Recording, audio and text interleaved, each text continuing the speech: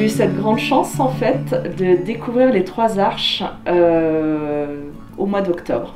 Dans le cadre d'Octobre Rose, je me suis dit c'est pour moi, j'ai besoin de ça, j'ai besoin d'aide. Ma psychologue qui intervient ici, qui m'a dit que cette maison arrivait, qu'il y aurait des ateliers et que ce serait bien que j'y participe pour enfin m'occuper un peu de moi. Alors d'abord, c'est une promesse de campagne de M. Carl Olive. En fait, l'idée c'était en fait de traiter un sujet de santé publique qui est vraiment la première cause de mortalité chez l'homme et la deuxième chez la femme, qui est le cancer.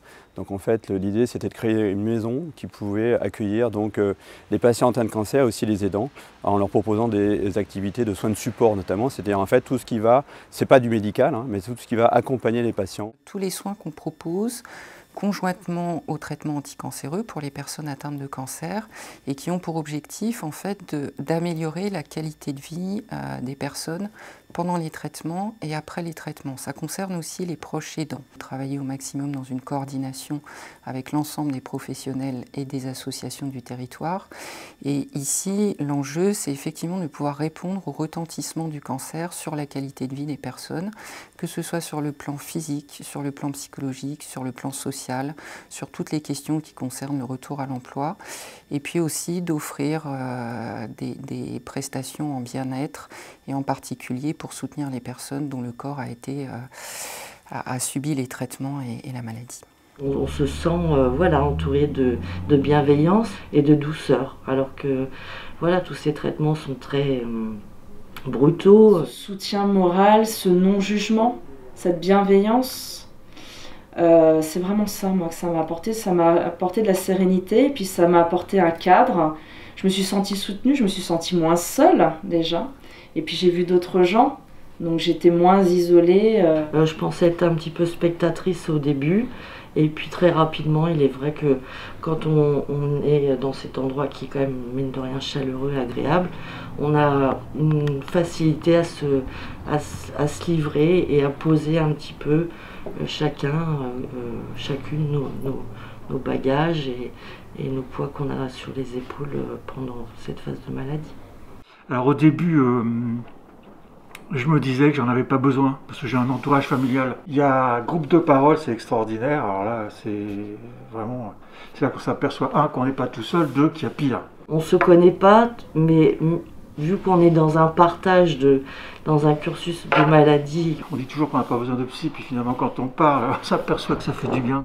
La plupart des gens ici n'ont jamais vu de psychologue en fait avant de venir ici, et pourtant je vois quand même la majorité des patients qui viennent aux Trois Arches, donc on voit bien que ça peut vraiment générer une souffrance. Les difficultés qui reviennent beaucoup, c'est les effets indésirables des traitements et ce qu'ils génèrent, hein. Et finalement au niveau psychologique, ça peut générer vraiment pas mal d'angoisse, de tristesse, l'altération de l'image de soi, et je pense que l'enjeu majeur c'est vraiment la perte de repères qu'on peut avoir à ces moments-là. C'est vraiment les montagnes russes, quoi, alors qu'on se dit qu'on est fort, qu'on est battant, puis d'un seul coup, il y a un jour, bah non, ça va pas du tout aller, et enfin, on a beaucoup parlé de nos pertes de mémoire, des choses comme ça, enfin moi j'avais vraiment mis ça sur, je travaille pas depuis 2 ans, donc oui, en effet, je perds un peu la boule, et puis ma mémoire ne travaille pas de la même façon.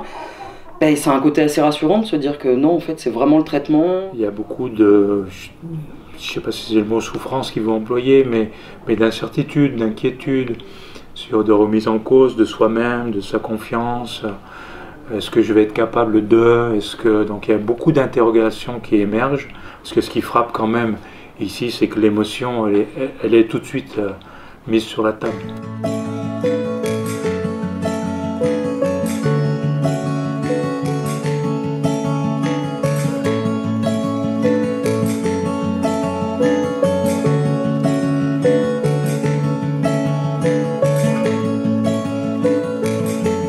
Ça m'a permis de me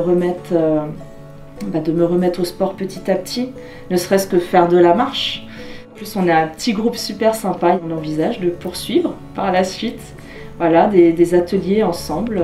Donc j'ai fait l'atelier bien-être, socio-esthétique là, voilà, donc pour avoir des papouilles, c'est pas mal.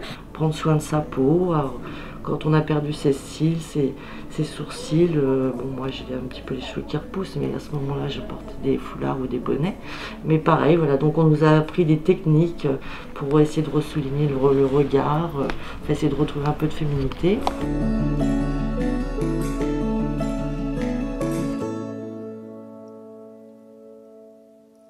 L'idée, c'est de pouvoir recevoir toutes les personnes qui veulent s'inscrire aux Trois Arches pour pouvoir leur proposer un entretien individualisé qui va permettre d'évaluer leurs besoins en soins de support et ensuite de pouvoir les orienter vers les différents intervenants et les différents ateliers. On a mis en place des groupes de parole pour les proches aidants. C'est quand même aussi pour eux l'occasion de rencontrer d'autres personnes et de partager ça. Et ça, je pense que c'est un point très très important aussi des Trois Arches.